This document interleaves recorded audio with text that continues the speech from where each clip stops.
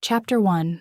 When I was 6 years old, I saw an amazing picture in a book called True Stories, which told about virgin forests. The picture showed a huge snake, a boa constrictor, swallowing a predatory animal. The book said, "The boa constrictor swallows its prey whole, without chewing. After that, it cannot move and sleeps for 6 months straight until it digests its food." I thought a lot about the adventurous life of the jungle and drew my first picture with colored pencils. This was my drawing. I showed my creation to the adults and asked if they found it scary. "Is a hat scary?" they replied. But it wasn't a hat at all. It was a boa constrictor that had swallowed an elephant. Then I drew the boa constrictor from the inside so that the adults would understand better. After all, they always need everything explained to them.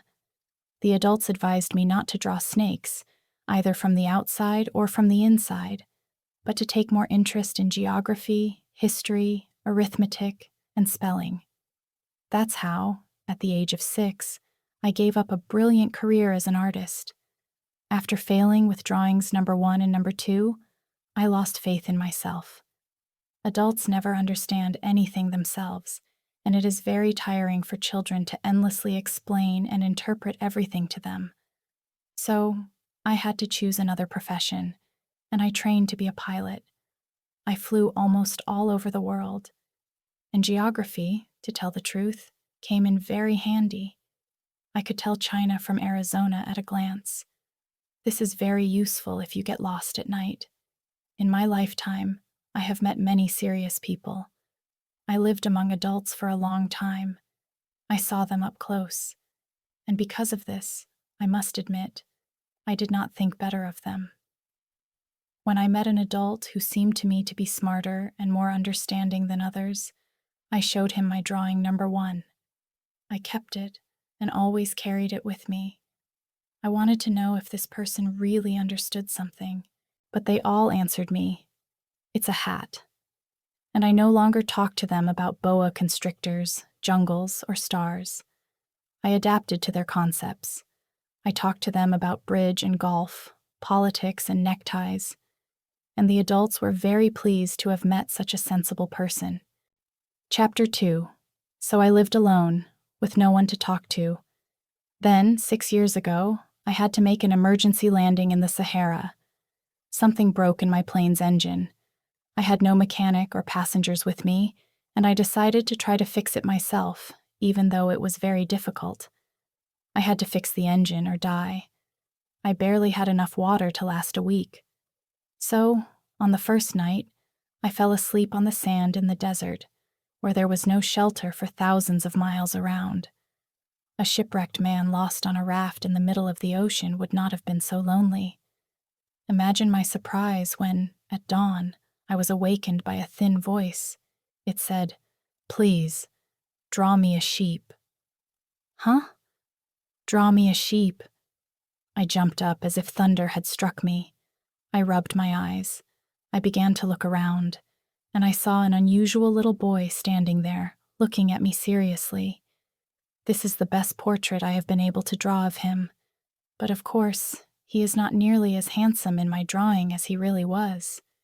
It is not my fault. When I was 6 years old, adults convinced me that I would never be an artist, and I never learned to draw anything except boas, inside and out. So I stared wide-eyed at this extraordinary phenomenon. Remember, I was thousands of miles from human habitation, and yet this little boy did not look lost, or exhausted and frightened to death, or dying of hunger and thirst. From his appearance, it was impossible to tell that this was a child lost in an uninhabited desert, far from any human habitation. Finally, my gift of speech returned, and I asked, "But what are you doing here?" And he asked again, quietly and very seriously, "Please, draw me a sheep." It was all so mysterious and incomprehensible that I didn't dare refuse. Even though it was ridiculous here in the desert, on the verge of death, I still took a sheet of paper and a fountain pen out of my pocket. But then I remembered that I had studied geography, history, arithmetic, and spelling more than art, and I told the little boy, a little angrily even, that I couldn't draw. He replied, "It doesn't matter. Draw me a sheep." Since I had never drawn a sheep in my life, I repeated for him one of the 2 old pictures that I know how to draw, a boa constrictor from the outside. And I was very surprised when the little boy exclaimed, "No, no, I don't want an elephant in a boa constrictor. The boa constrictor is too dangerous, and the elephant is too big. Everything in my house is very small. I need a lamb. Draw a lamb." And I drew it. He looked closely at my drawing and said, "No, this lamb is already quite weak. Draw another one." I drew another one. My new friend smiled gently and indulgently. "You can see for yourself," he said. "That's not a lamb. It's a big ram. It has horns." I drew another one, but he rejected that drawing too. "This one is too old. I need a lamb that will live a long time." At that point, I lost my patience. After all, I had to take apart the motor as soon as possible, and scribbled this. And I said to the little boy, "Here's a box. Your lamb is sitting in it." But how surprised I was when my strict judge suddenly beamed. "That's just what I need. Do you think it eats a lot of grass?" "Why?" "Because I don't have much at home." "It will be enough for him. I'm giving you a very small lamb." "Not so small," he said, tilting his head and looking at the drawing. "Look, my lamb is asleep."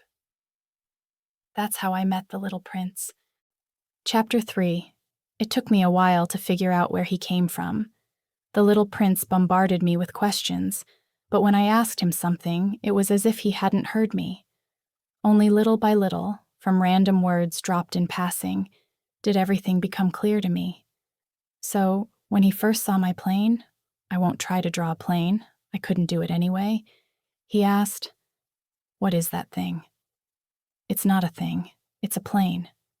My plane. It flies." And I proudly explained that I could fly. Then the little boy exclaimed, "What? Did you fall from the sky?" "Yes," I replied modestly. "How funny." And the little prince laughed so heartily that I felt annoyed. I like my misadventures to be taken seriously. Then he added, "So you came from the sky too? And from which planet?" So that's the explanation for his mysterious appearance here in the desert, I thought, and asked directly, "So you came here from another planet?" But he didn't answer. He shook his head quietly, looking at the plane. "Well, you couldn't have flown here from far away in that." And he thought about something for a long time. Then he took the lamb out of his pocket and immersed himself in contemplating this treasure. You can imagine how my curiosity was piqued by this strange half-admission about other planets, and I tried to find out more. "Where did you come from, little one? Where is your home? Where do you want to take the lamb?" He paused thoughtfully, then said, "It's very good that you gave me a box. The lamb will sleep there at night." "Of course. And if you're a good boy, I'll give you a rope to tie him up during the day. And a peg." The little prince frowned. "Tie him up? Why?" "But if you don't tie him up, he'll wander off and get lost." Then my friend laughed cheerfully again. "Where would he go?" "Who knows? Straight ahead, as far as the eye can see." Then the little prince said seriously, "That's okay, because I have very little space there." And he added sadly, "If you go straight ahead, you won't get very far, for I do not want my book to be read simply for amusement. My heart aches when I remember my little friend, and it is not easy for me to talk about him. It has been 6 years since my friend left me, along with the lamb, and I am trying to tell about him so that he will not be forgotten.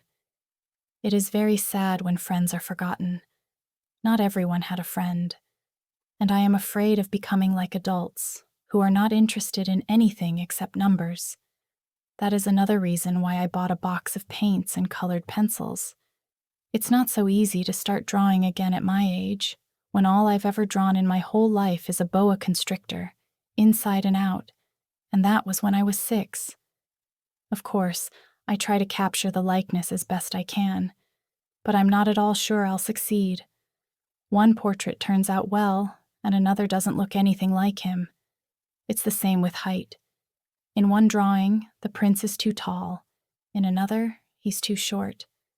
And I don't remember very well what color his clothes were. I try to draw this way and that at random, with a sinful half-heartedness. Finally, I may be mistaken about some important details. But please don't hold it against me. My friend never explained anything to me. Maybe he thought I was just like him. But unfortunately, I can't see a lamb through the walls of a box. Maybe I'm a little like adults. I must be getting old. Chapter 4. So I made another important discovery. His home planet was only the size of a house. However, this did not surprise me too much. I knew that besides large planets such as Earth, Jupiter, Mars, and Venus, there are hundreds of others that haven't even been given names, and among them are some so small that they are difficult to see even with a telescope. When an astronomer discovers such a planet, he doesn't give it a name, but simply a number. For example, asteroid 3251. I have serious reasons to believe that the little prince came from a planet called asteroid B62. This asteroid was spotted through a telescope only once, in 1909, by a Turkish astronomer. The astronomer then reported his remarkable discovery at the International Astronomical Congress. But no one believed him, simply because he was dressed in Turkish style. That's how adults are. Fortunately for the reputation of asteroid B612, the Turkish ruler ordered his subjects to wear European clothing on pain of death. In 1920, the astronomer reported his discovery again. This time he was dressed in the latest fashion, and everyone agreed with him. I have told you so much about asteroid B612 and even given you its number only because of the adults. Adults love numbers. When you tell them you have a new friend, they never ask about the most important things. They never say, "What does his voice sound like? What games does he like to play? Does he catch butterflies?" They ask, "How old is he? How many brothers does he have? How much does he weigh? How much does his father earn?" And then they imagine they know the person. When you tell adults, "I saw a beautiful house made of pink brick, with geraniums in the windows and pigeons on the roof," they can't imagine the house at all. You have to tell them, "I saw a house worth 100,000 francs," and then they exclaim, "How beautiful." Similarly, if you say to them, "Here is proof that the little prince really existed. He was very, very nice. He laughed, and he wanted to have a sheep. And anyone who wants a sheep certainly exists." If you say that, they will just shrug their shoulders and look at you as if you were a silly baby. But if you tell them he came from a planet called asteroid B612, that will convince them, and they won't bother you with questions. That's how adults are. Don't be angry with them. Children should be very forgiving of adults. But we, who understand what life is, we, of course, laugh at numbers and figures. I would gladly begin this story as a fairy tale. I would like to begin like this. Once upon a time, there was a little prince. He lived on a planet that was a little bigger than himself, and he missed having a friend very much. Those who understand what life is would immediately see that this is much closer to the truth.